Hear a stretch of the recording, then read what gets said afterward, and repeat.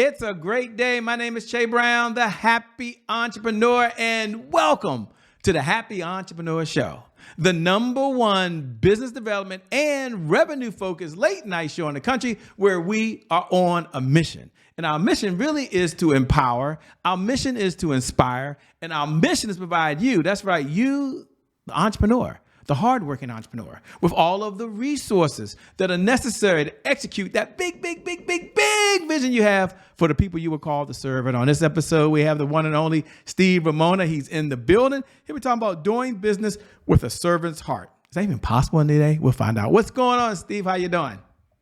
Excellent. Thanks for having me on. This is awesome. Thanks for being here, man. We appreciate it, by the way. And shout out to Barrett for connecting us. What an awesome collaborator he is, by the way. Before we get started, folks, we'll get to your bio. They haven't read your bio, although you're very famous. They might not know who you are, but first, they're curious. Why are people struggling today to do business with a servant's heart? I mean, why is that even a question these days? It's a great question, and that's a great thought behind the question. Because people are fearful. COVID's come, things have happened, recession, election, multiple things. It's like, I got to make money. You need to make relationships first. You need to have that servant's heart to uplift and help people grow. I do it every day. I've done 1,800 referrals last year. I'll hit 2,000. And I'm proud to do it. Do I make money on all those referrals? No. Probably 10% I make money on. The other 90%, it's about having that servant's heart. Putting out to the universe this good of helping somebody. And it may not be an introduction. Maybe it's a resource, a tip. I just got off doing a podcast. The gentleman was talking about giving somebody a smile. Maybe they just lost a family member. Maybe something's happened in their life. A smile can go a long way. So can somebody's name. Here's a tip, audience, to grow your business. It's going to be a weird one, a good one. Say people's names. Well, I don't know their name. Ask them or look at their name tag. Walk into a grocery store. I do it all the time and go, hey, Tony, thanks for bagging my grocery. I appreciate it. I want you to tell me what the reaction you're going to get. I know when I get, it's like, well, thank you. Either they go, what's your name? Or, hey, thank you. Have a great day. But I changed their life for 5 seconds. Maybe that lasts for 5 minutes, 5 hours. But just little things. A servant's heart doesn't mean giving somebody homeless some money. You can do that. Or tithing your favorite charity. You can definitely do that. But if you're in the situation I just mentioned, go out and serve others, uplift them, bring them value.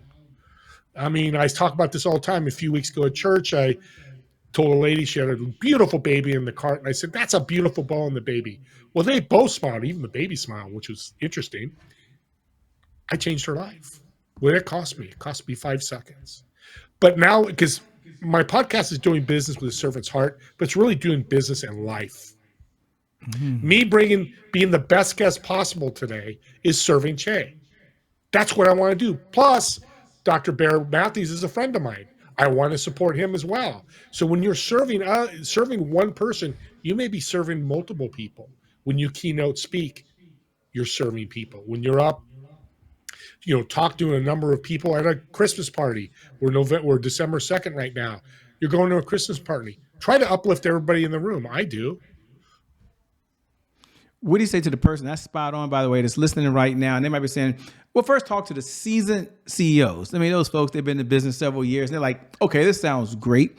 But I'm curious, Shay, before you ask him about his backstory, Shay, before you ask him about how famous he is, what is his perspective around collaboration and what you're talking about now? And what does he look for when he's looking to collaborate with someone else? I mean, if he can share that with me, Shay, because I like what I'm saying, but I can't share it with everybody out there. So here's the question. Collaboration. What does Steve look for when he's looking to collaborate with someone else? Because, you're looking for a win-win situation. What are maybe 1, 2, or 3 characteristics you look for in the person you're going to be working with? Here's a comment you're all going to go crazy about. You have no competition out there. You have collaborators. Or partnerships. I call them partnerships. They're a combined word. Collaborating with your partner. Because you know why you don't? I just talked to a financial guy this morning. How many financial people out there? Thousands, if not millions. He works with all of them because they all work in different areas.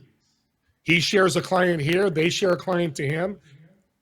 What a way to grow your business without any marketing, without any Facebook ads, without paying a marketing team to market your business. You still need to do that, But if I could take 50% of your marketing budget and cut it out and able to market that way, that's what I teach people to do, especially entrepreneurs that have an 8 to 5 job.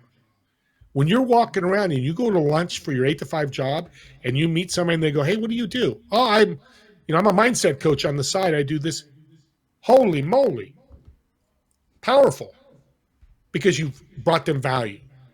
You've done something. I'll give a quick example. We ate at a restaurant. I love doing this. And I told the waitress, "Hey, go get your manager." That's all I said. Well, guess what the response was? Like, "Hey, everything okay? What can I do?" I said, "Just can you get the manager?" And I do it purposely, kind of see the reaction. And I love seeing the manager and the employee doing this. They're like, and you can see their body language like, "What did you do wrong? What did you do? What the hell? Oh my God." So the manager walks up and says, "Hey, how can I help you? What's your name?" We exchanged names. Always do that. Little tip. Makes it much a better relationship. And I said, "This was an incredible waitress. She brought her water on time. She was very friendly. She talked to my wife about her kids. They had a nice conversation." You get this, "Well, thank you so much. I really appreciate it." I also say this: how many times do you hear good things about your employees? Now, this person had worked at the restaurant 10 years. Once a year, not a month, not a week, once a year, 10 times in the last 10 years, somebody's gone out of their way to say, "Hey, your employee was great." What the heck's wrong with this world? When you get good service, give it and tell them that. Here's their ROI that doesn't always happen, and we didn't do it for this, is the waitress came back, "Thank you so much. Oh my God, you guys are so great. Hey, by the way, I work at the 49ers Stadium. I'm a bartender. Why don't you come by and get you both a free drink next time you come over?" Wow. Brought value to them, uplifted them. I was authentic. And people go, "Well, it was just a drink." No, look at the symbol of that, the symbolism. Because we brought her value, we served her, we told the truth, we were genuine and authentic, she wanted to gift us back. That's the power of a business person. When you have a servant's heart, gifts come back. Here's the problem: we don't know how, when, or where. So people are always expecting, "And when's my ROI? When's this going to happen? What's that going to happen?" You don't do that. You just have that mindset of uplifting, bringing value to people, and it will come. And I like this guy, Shay. He's spot on. I'm going to get to his background. I know some of y'all are curious. But first, Steve, if you can, I love what you're saying. There's another group of folks, as you said, they're dualpreneurs, right? They work full-time jobs. They're full-time entrepreneurs. Some of them are husbands. Some are wives. Some have kids. Their kids have schedules. Others, where I'm going, is how do you manage all this time and all these multiple priorities? Some are like me. They're caregivers. They're like, "Shay, I got a lot going on." I'm just curious from a CEO perspective, how does Steve manage all his priorities with everything he has to do going on and still try to collaborate with other people? How does he make that a priority? Shay, you're an incredible host because you really detailed in the question with the comment. That is such a powerful message. Don't worry about money. Worry about people. All of you are in the people asset investment business. What does that mean? You need people for your business. If you work at Apple 8 to 5 and you're a mindset coach on the side, well, guess what? You have an advantage being the dual. Why is that? Because you're meeting people every day at the water cooler. Maybe somebody's coming at Apple. I don't have that. I've got to build my network. So those entrepreneurs that are full-time entrepreneurs, and there's ways to do that. I could talk about that later or show you if you reach out to me. But you see, this is how I look at it. How can you be better? Well, you're meeting people every day. How many people at your work know what you do? Every single person that you have cubicles next to or offices or whatever the arrangement in your business, you should be shouting this at the rooftops. I'm half kidding, is they should all know what you be doing. Here's why. If you're an office of 10 people and you're the 11th and all 10 know what you do, well, that's 10 people that could connect you with their network. And people have an average of 500 people on their network. That's 5,000 people. Let's use a 10% rule. That's 50 clients. 50 clients. Let's use the 1% rule. That's 5 clients. Would that help you? That's why you're in the people asset investment business. You need to build relationships. People, I can't talk now. If you can't, have a side job, don't do that. Yeah, there's that disclaimer. That's very important. But most people do, and you know, but do it outside. Here's another tip. Okay, I'm going to give you a great tip. Go to your contact list. I met a gentleman. He started his business at 25. He had 1,000 people on his contact list. He reached out to most of them, not his grandmother or cousins or things like that. Young people, the young cousins, but it was about 800 people, and told them what he was doing. Sent them an email. Well, all of them didn't know what he was doing. In 2 years, when I met him, he's doing $1 million a month in income. Solo entrepreneur. Go to your contact list. Think about, as you're listening to this show, this incredible show, by the way, how many people in your contact list know what you do? I've interviewed over 100 entrepreneurs. 80% of them, nobody knew what they were doing. You're talking about thousands of people. And why do I say your contact list? Well, they're there because probably you like them and they like you, or love, if it's family, you love or like them. Wow. They're going to give you referrals. They're going to want to know what you're doing. Oh my gosh, I started a business. I didn't know you're a mindset coach. Boom. Now you've built your people asset investment business. You built that marketing. It's a great way to market. I love it, man. That's spot on. It's a good segue for folks that want to know now. I like what he's saying, Shay. He's making sense and sense. Sense and sense. Yes. And they might be wondering, Shay, what's his backstory? Who is this guy? You know the question, Steve. This is what you do. Take a moment, tell them your backstory, and then what was that defining moment that led you to being on this journey you're on now? Yeah, I started at health clubs at 18, and my family started a health club, so I worked the front desk. And I started checking people in, remembering their names by looking at the computer, and I started building relationships with people 40, 50, 60, not my peers, but older people. And I was a little nervous doing the job. I'm going to do it right. These are older people. As young people always feel that way, and we're just people, by the way. I'm 63. If you're 20, want to come up and talk to me. I'm just a person. That's just a number. But what I learned is they started taking me out to lunch, taking me out to dinner, giving me resources and tips. And one guy threw me a book. It was a wealthy barber. I read it and told him, okay, you want me to take 10% of my income and put it away and don't touch it. Well, audience, here's the power of that. 10 years later, I had $68,000 in an account in 1989. That's a lot of money in 89. I reached out to him to pay him. He said, no, I'm a servant's heart. I know something in my life changed because you took my advice and ran with it. That's my payment back. I'm like, wow, I can serve people and get ROI and help people and feel good about it, like I'm giving Christmas gifts every day.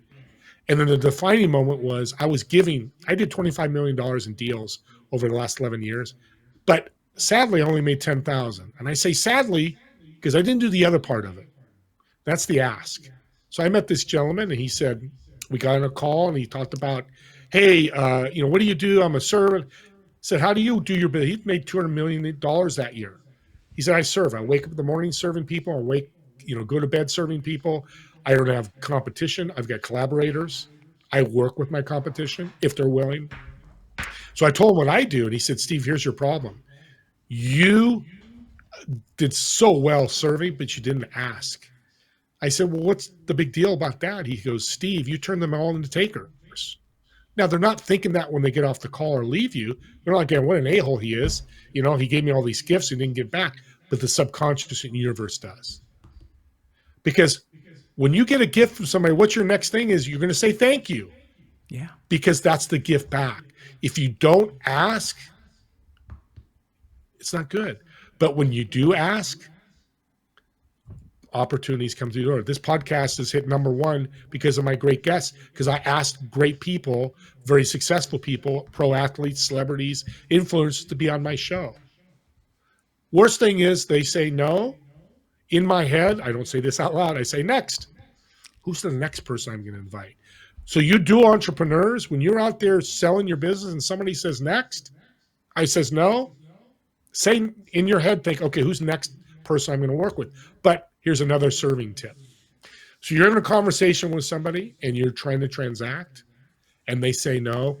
When we say no to people, when they're offering us something, we kind of feel icky, like, I don't want to say no and hurt their feelings. Not most people, not all people. I do. So what I've learned to do is when I say no to somebody or somebody says no to me, I serve them even more. And what's that look like? Hey, Tony, I know you're not interested in my program, but I got one more introduction for you. I think they can help you with this. Or here's a tip or a resource. The response at that time and later is huge because guess what? I start getting referrals from them. And some of them come back and become my client because I didn't make it feel weird. I didn't act weird. I didn't do weird things when they said no. I looked at the way to serve them even more. I don't care if they become a client or not. It should be in your spirit, in your heart, that servant's heart, to keep giving resources, keep giving value. Keep giving the resources, keep giving value. Thanks for sharing. You're so authentic, man. And as we move to another segment, we have a segment here at the Happy Entrepreneur Show called Today is My January 1st. Now, for those folks who know what we're about to do, we do it every night at 11 p.m. Eastern Standard Time. You can go ahead and say those magical words. Today is my January 1st. Happy New Year to you. For all the other folks who are tuning in for the very first time, welcome to the Happy Entrepreneur Show family. We're glad you're here. Today is my January 1st is our personal mantra here at the show. It represents a fresh start. It represents a do-over. It means our past, no matter how dark and gloomy that past is or how bright and sunny that past is back there, guess what? The past no longer equals the future. And so the question for Steve on the other side is really a two-part question. Number one, when you hear those words, today is my January 1st, what do you hear? And number two, was there ever a time in your life where there was a setback? Seemed like your life's been perfect, ladies and gentlemen. We'll find out. Where there was a setback, and if so, how were you able to bounce back from it? That is such a great question and such a great mindset. And audience, by the way, incredible host, because that mindset is powerful because we are human and we're fallible. God makes things happen to us for whatever reason. But what I would tell you is two things. One, I was in debt, massive debt, and I was worried, trying to figure it out.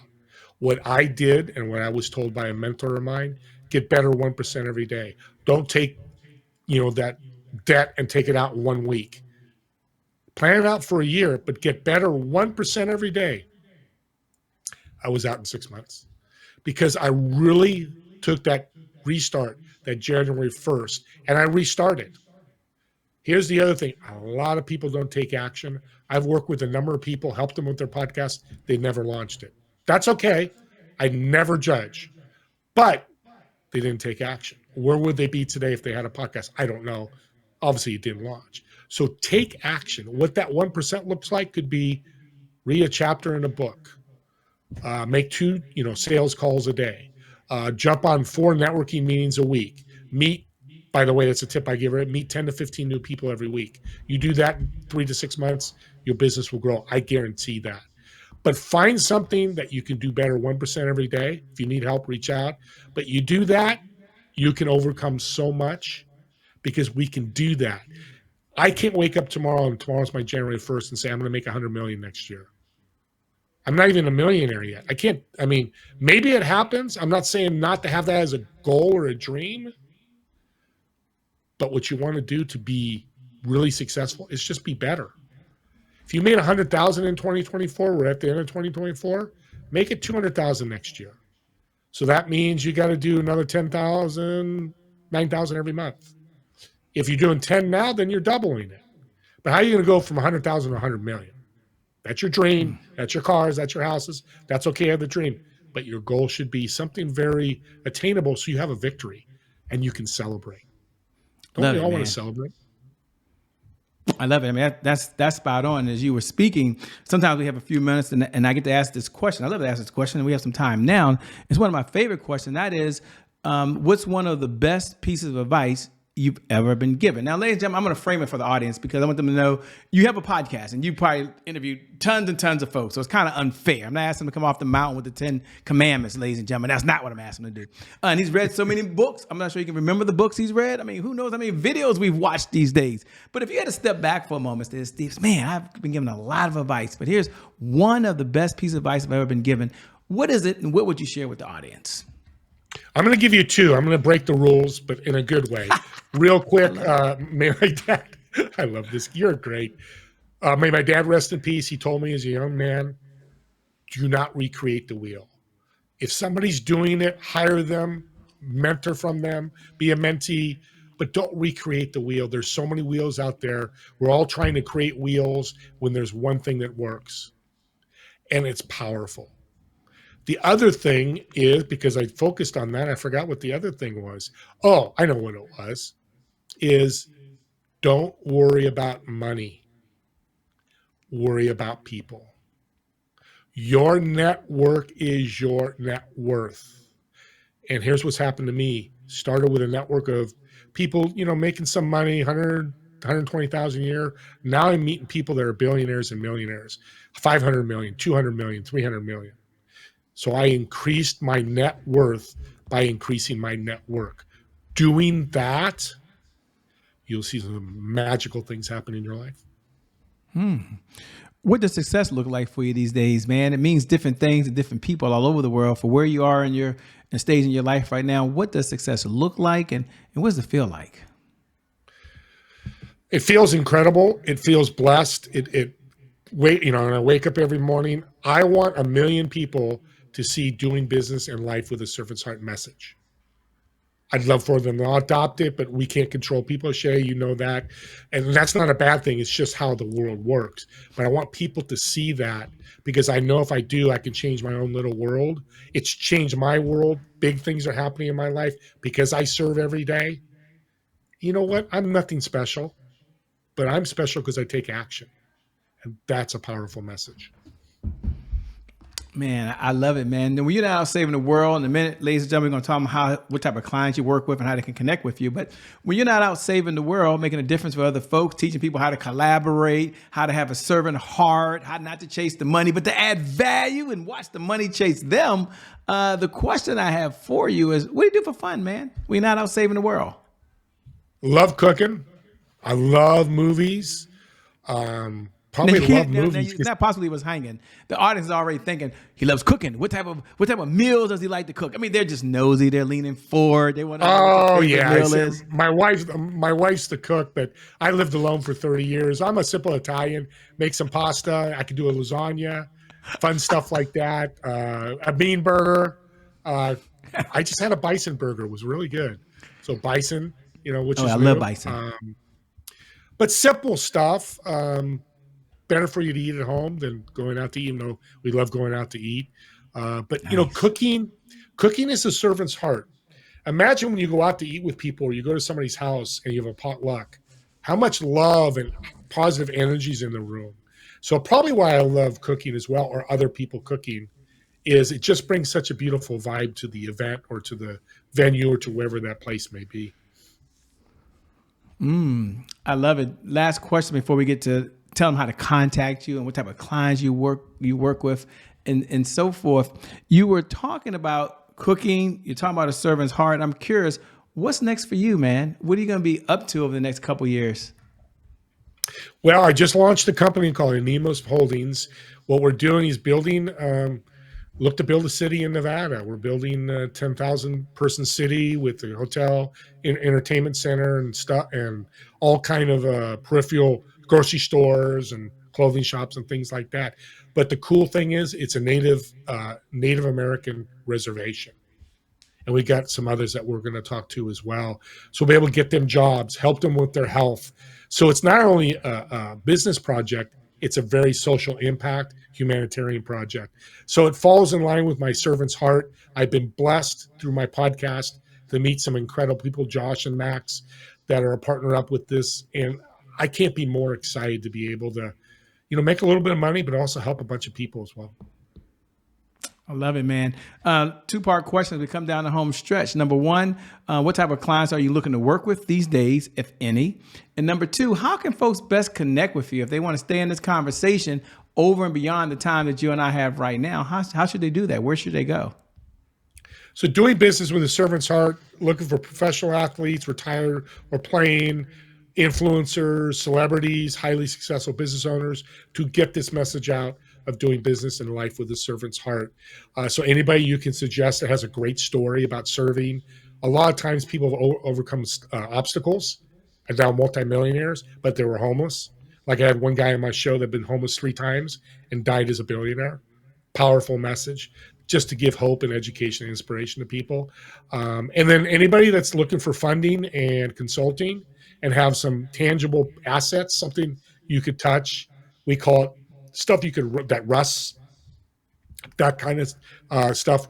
We'd love to talk to them and see how we can help them. And then you can reach out to me on LinkedIn, Steve Ramona, Ramona, or you can use my email, stevr1961@gmail.com. Again, stevr1961@gmail.com. Or you can call me, 408-642-6288. 642-6288. Let me say thanks so much for being on the Happy Entrepreneur Show, man. I know you can always make more money, but you can't make more time. So you're giving us the most precious resource you have right now, which is really your time. Thank you. Thank you so much. You're an incredible host. I appreciate you.